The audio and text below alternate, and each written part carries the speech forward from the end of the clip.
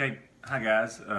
Thank y'all for joining me tonight in our midweek Bible study. I want to thank you for watching. It means a whole lot that those of you who have watched it in the past weeks. I want y'all to know that I'm learning so much more than you all are. I'm sure of. This is really the first time that I've studied this book in depth, and I've just learned so much. And I just hope that I can convey some of what I learned. And this is just a really great book, and there's no reason to be, I guess, frightened of all the imagery if we've gone through this. You know, that if we sit down and look at it and use the Bible to interpret it, that it's not really that difficult. You know, there are a few passages that are, but we can get through those, and just the overarching message of the book and the story that it tells is just fascinating. Well, tonight we're starting on chapter 12. Last week we finished the vision of the 7 trumpets. That means we have finished 3 of the 7 visions, you know, that we said run parallel to one another in Revelation. The vision of the persecuting dragon, which is what this one is often called, spans chapters 12 through 14. So the next few weeks we'll be talking about this one vision. And we've said that these parallel accounts all tell the same story, or at least the same time, span of time, just from different perspectives. The vision of the persecuting dragon deals mainly with the spiritual realm. And not only can the book be separated into 7 parallel visions, but can also be separated into 2 major divisions. Chapter 12 actually starts the 2nd major division of the book. The first group of visions, the 7 lampstands, the seals, the trumpets, we see the struggle of mankind on earth. The church versus the unbelievers. The remaining 4 visions deal with the deeper spiritual conflict that's going on, Christ versus Satan. So let's get to chapter 12. Let's read it together. I'm reading from the New King James Version. Now a great sign appeared in heaven, a woman clothed with the sun, with the moon under her feet, and on her head a garland of 12 stars. Then being with child, she cried out in labor and in pain to give birth. And another sign appeared in heaven. Behold, a great fiery red dragon, having 7 heads and 10 horns, and 7 diadems on his head. His tail drew a third of the stars of heaven and threw them to the earth. And the dragon stood before the woman who was ready to give birth, to devour her child as soon as it was born. She bore a male child who was to rule all nations with a rod of iron, and her child was caught up to God and his throne. Then the woman fled into the wilderness, where she has a place prepared by God, that they should feed her there 1,260 days. And war broke out in heaven.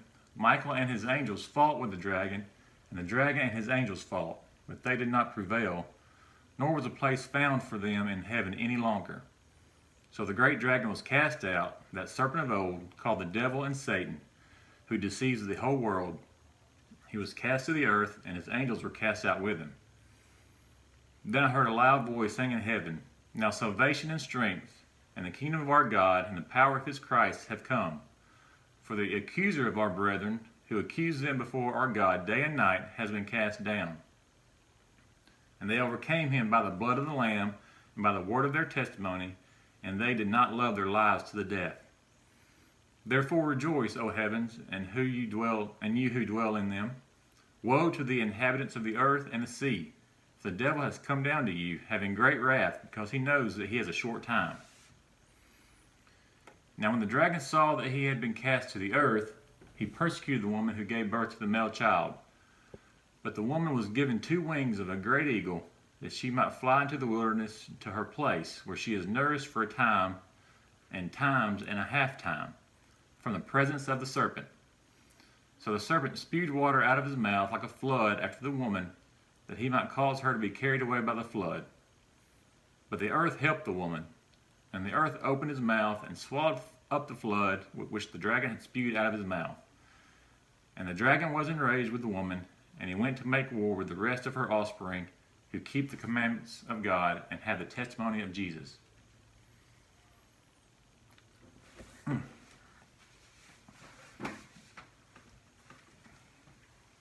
Okay, so in the first 6 verses, we're introduced to 3 characters, right? We have the woman, child, and the dragon. So, who are these? Let's start with the woman. She's a symbol for the whole family of God, the faithful Jews of the Old Testament and the Christians of the current dispensation. She is the body of the redeemed people of God.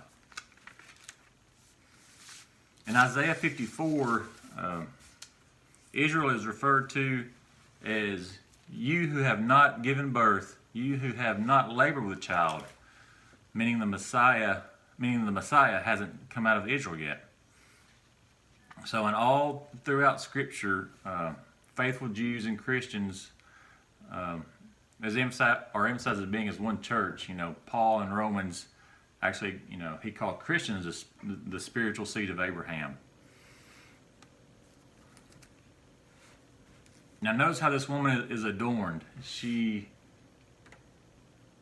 How did it say? It said she was clothed with the sun, with the moon under her feet, and on her head a garland of 12 stars. On earth, the church is lowly. We're scorned by mankind, made fun of, what have you, not well respected. But this view is the view of the church from heaven. As Albertus Peters wrote, he said, all that heaven can contribute of glory and splendor is lavished upon her. That's a great and empowering thought. Everything, really, we have the sun, moon, and stars. The light givers in their sky are used to adorn the church. The 12 stars support the fact that she represents the whole church. You got the 12 patriarchs, and you have the 12 apostles. All right, so that brings us to the man-child.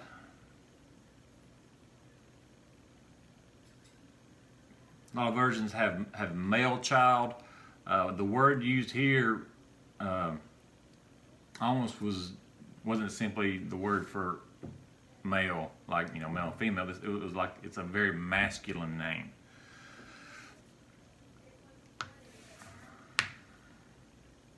So it's almost unanimous that this child is Christ. I don't see how any other way you could interpret this child. In verse 5 it says he will rule all nations with a rod of iron. This is a reference to Psalms 2 verse 9, which was talking about the coming Christ. No doubt that the child is Christ. Last we have the dragon. Any doubt who this is? This is Satan, right? It tells us flat out in verse 9 who he is. The 7 crowned heads refer to his usurped authority on earth. Lenski and Hendrickson, William Hendrickson wrote a book several years ago, probably I think in the 60s or 70s he wrote it. It's called More Than Conquerors. It is a very good book. I lean heavily on his book, and I recommend it. I don't maybe jive 100% with everything he says, but it's a very good breakdown of Revelation. I also use the commentary of James Burton Kaufman. Those two are my main sources for this lesson, if you're wondering. But anyway, William Hendrickson, let's see, what did he write? He referred to, talking about the 7 crowned heads, referring to the usurped authority on earth. He referred to it as arrogated authority, meaning to take or claim without justification. Satan has no right to rule on earth. I mean, he does. He has a earthly. I mean, look around. He has not free reign. We've learned he's been given limits, but he does rule on earth. The 10 horns symbolize his destructive power.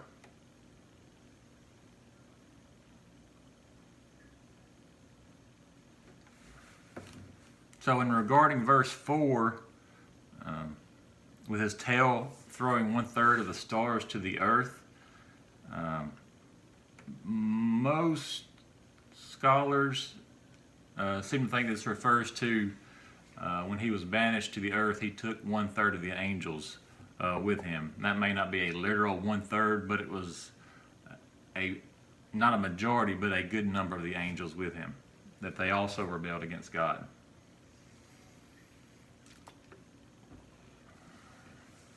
All right, so now that we've identified these main characters, let's look at the scene in the first 6 verses. All right, we have Satan standing in front of the woman, the dragon.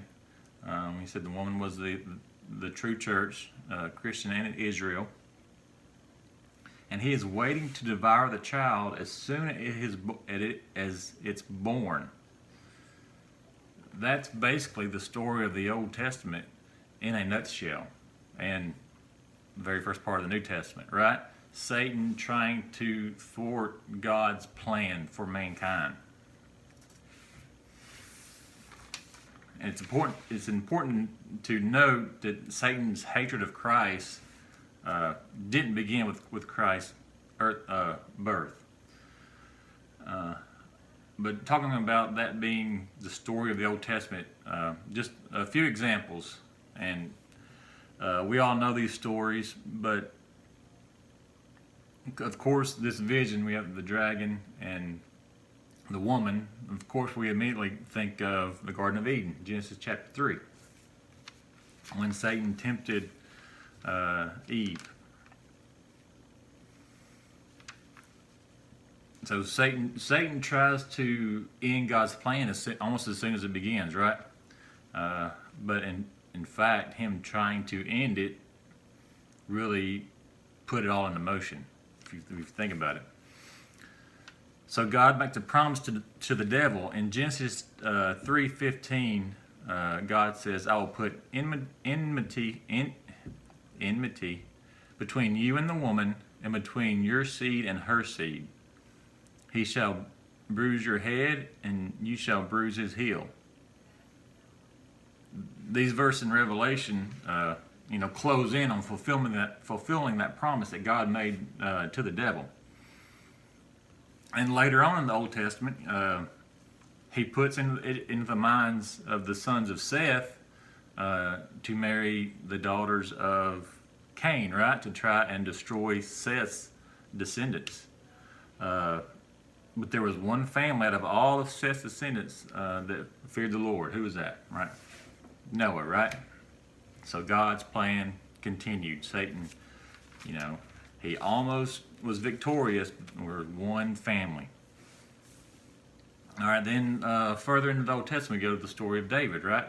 The Messiah was supposed to come from the seed of David. So then David had to escape Saul twice, right? Saul tried to kill David on 2 occasions, and he narrowly escaped both those times. That was the dragon. That was the dragon trying to devour the child. And of course, not in the Old Testament, probably the next most obvious example, besides going back to the Garden of Eden with the dragon and the woman, is we have a woman giving birth to a male child. So where does that make us think of? Mary, right? And we have the dragon's attempt to devour the child included King Herod, right? He ordered all male boys under 2 years of age to be killed. But of course, Joseph and Mary escaped with Jesus to Egypt. But that was Satan that was this verse, right? Trying to devour the child.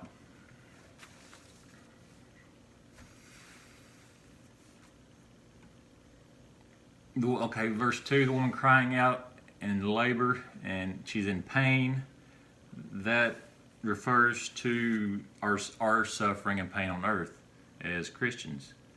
And it's what we have to endure, that was the suffering of the children of God that they had to endure before the Messiah was born. But the dragon, of course, fails in his mission to devour the child, and the child is caught up to God and his throne. That his throne, is that God's throne, or is it the child's throne? Yes, it's both. And Jesus, he took the throne with God when he ascended after his resurrection.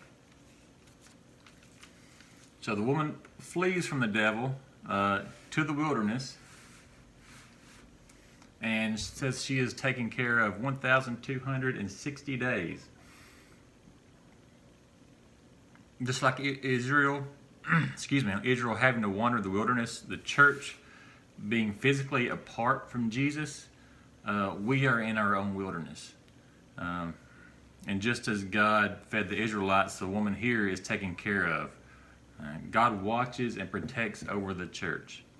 He always has and he always will until he comes. And how long did it say the woman was nourished? 1,260 days, right? All right, does that number ring a bell? Let's go back to chapter 11, the two witnesses. It says those two witnesses would prophesy 1,260 days.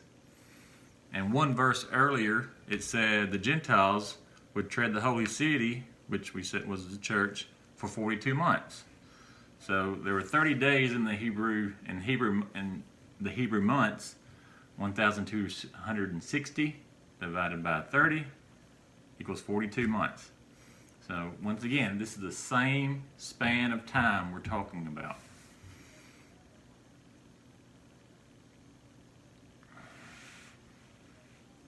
So on into verse 7 through 9, this is a look back to the war in heaven. We don't have a whole lot of information in the Bible about the war. This is about as good as we get.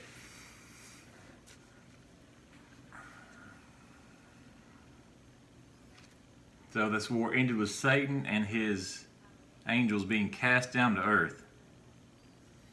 It's added, why is this here?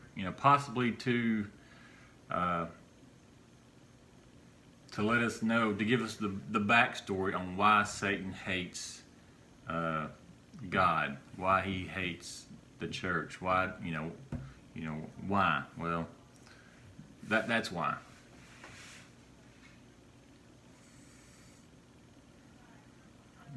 Now, when did this war take place? No human being knows. My best guess would be, since it says that there was an earth to be cast down to, it had to happen sometime between Creation Week and the events of Genesis chapter 3. So that would be my best guess.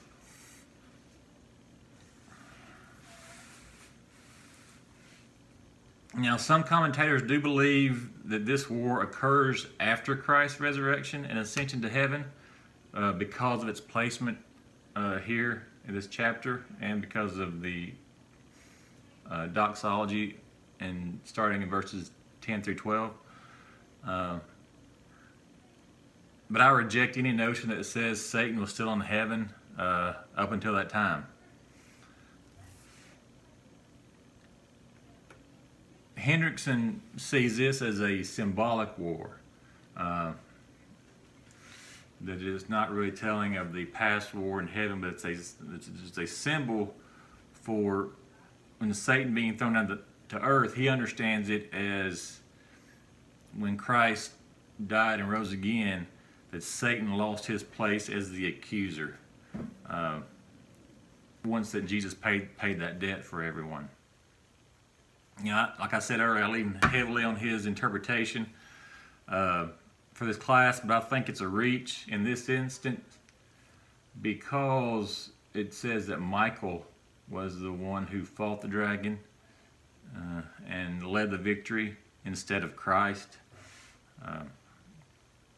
So I'm going to go with this actually talking about the prehistoric war in heaven. So Michael and his angels are victorious, and Satan is cast down to earth. In verse 9, there are 4 names given the great dragon. It said he's called the devil, which means slanderous one, or false accuser.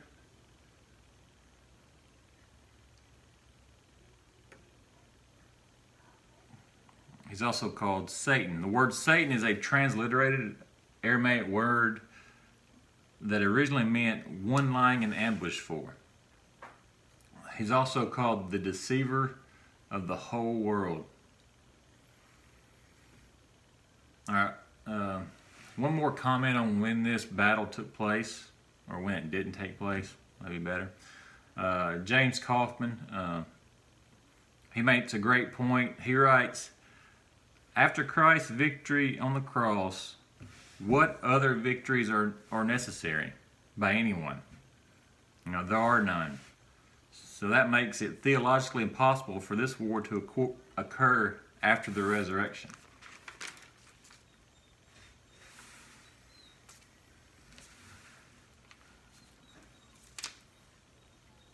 So after Satan is cast down, we get that little story. We get to verses 10 and 12, and John hears a loud voice in heaven. Some versions say a great voice.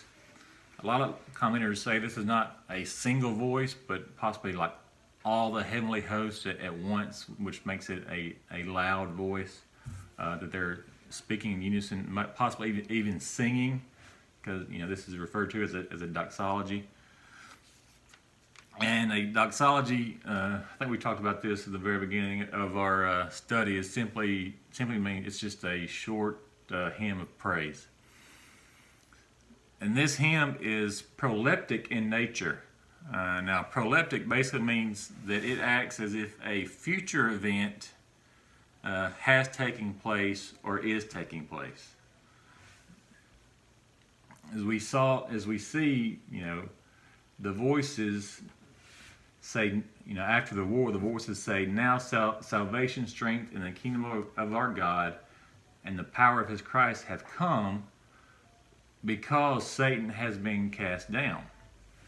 But, when this war, right after this war took place, it was thousands of years before Jesus came and his church was established on earth.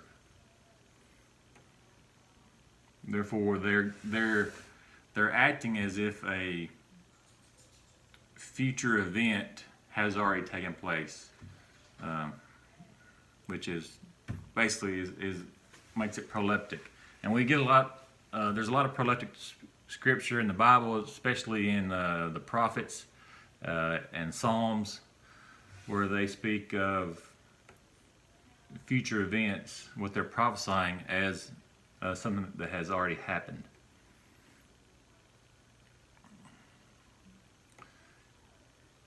Also, in this case, Satan's first defeat foreshadows his second defeat when Christ ascends to the throne. It basically assures it. Satan being cast down to earth, losing that battle in heaven, assures that he will lose again.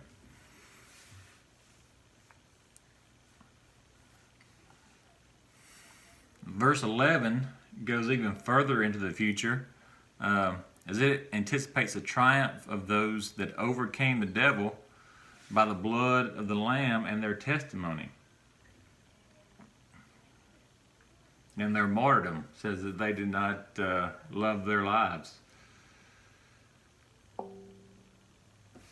to the death. So there's a pretty good chance that those hearing this letter would die for their faith. This had to be a huge comfort and encouragement to them that heard that, or they had loved ones that had died. They have the heavenly host singing their praises.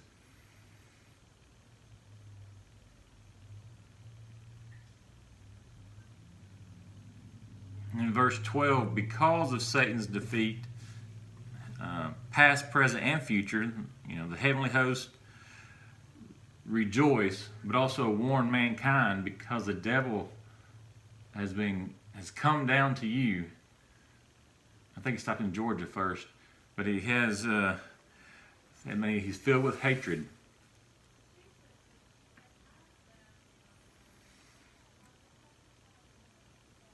All right, so the big thing that we can take from the story of the war in heaven and the doxology is that human sorrows have implications far beyond the earthly realm. Why are there sufferings? Why are there persecutions? Why is there hatred? Why do bad things happen, right? Well, because eons ago there was a war in heaven where Satan rebelled against God and he was defeated and cast down to earth. And he cannot attack God, so he attacks God's creation. Our struggles are a part of the great struggle against good and evil, between good and evil, excuse me. And that evil is being ruled by a being with phenomenal strength, intelligence, energy, and not only that, but he has a not insignificant number of angels at his command. That can be kind of frightening, right? But fear not, because we have the conqueror, not a conqueror, we have the conqueror on our side.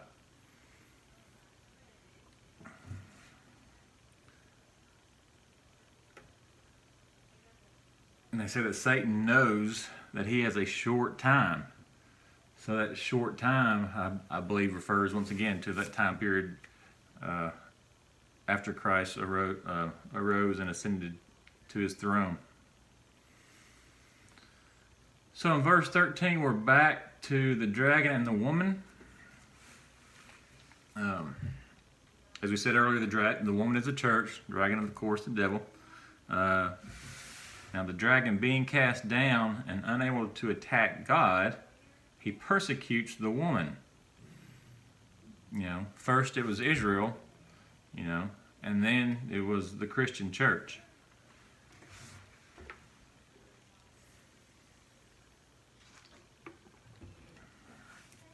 Verse 14, the woman was given 2 wings to fly to the wilderness. In Exodus 19:4, God tells the Israelites, you yourselves have seen what I did to the Egyptians, and how I bore you on eagle's wings and brought you to myself. This is another of the seemingly innumerable references in Scripture where Israel's journey from Egypt is a shadow of our Christian journey. Right? We talked about this, I think, when we studied Judges in one of our Sunday morning classes. How when the Israelites came out of the water, the Red Sea was parted for them. They came out of the water fleeing Egypt and bondage. That was a shadow of our baptism. We rise out, a new man, no longer a slave to sin. Them wandering in the wilderness is a shadow of our journey, our spiritual journey on earth. We are just sojourners here. Our citizenship lies in heaven, not of this earth, not of this earth. And then them crossing the River Jordan into the Promised Land is a shadow of us crossing into heaven, right? This here is another example of that. So how long was she nourished?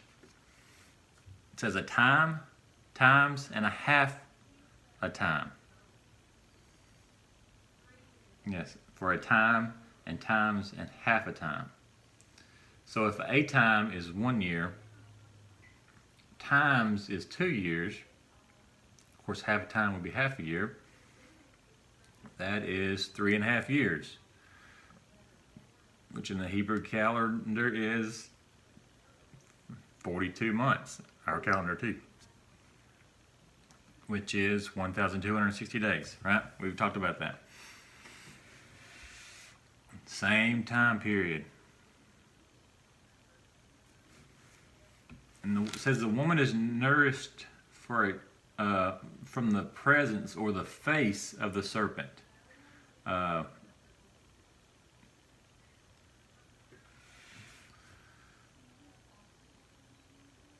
Now, the face of the dragon is the most dangerous, most destructive, deadly part. He can still attack the church. We see just in the next verse he does, but he cannot destroy the church. God will not allow it. So, right, in verse 15, he does attack the church, and how? He spewed water out of his mouth like a flood.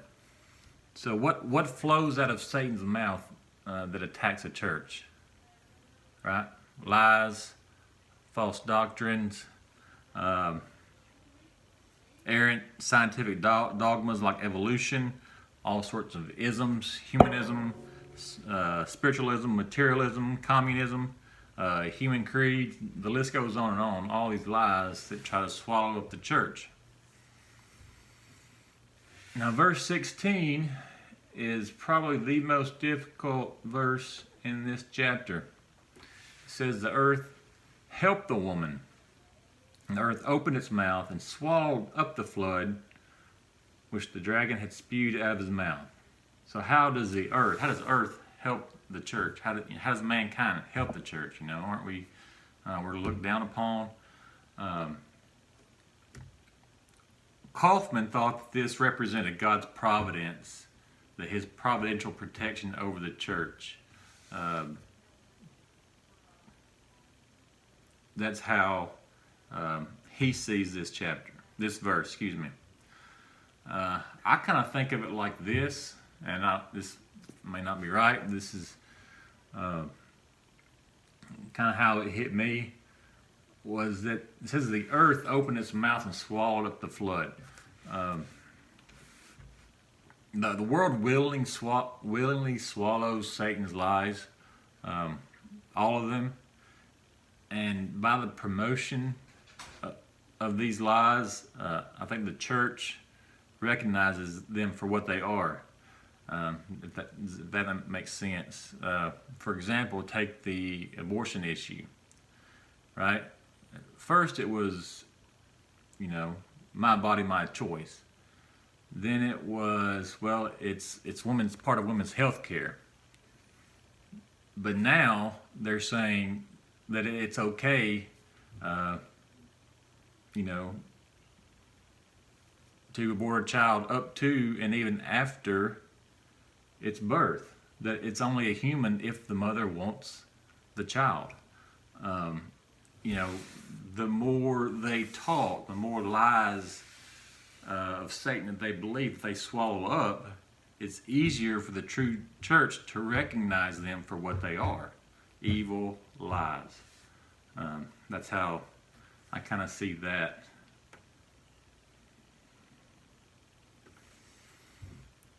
Now, the final verse says the dragon was enraged with the woman because he's unable to kill her. So he goes to make war with the rest of her offspring. I think this is him attacking individual Christians. This is why we need to suit up with the whole armor of God, right? Every day.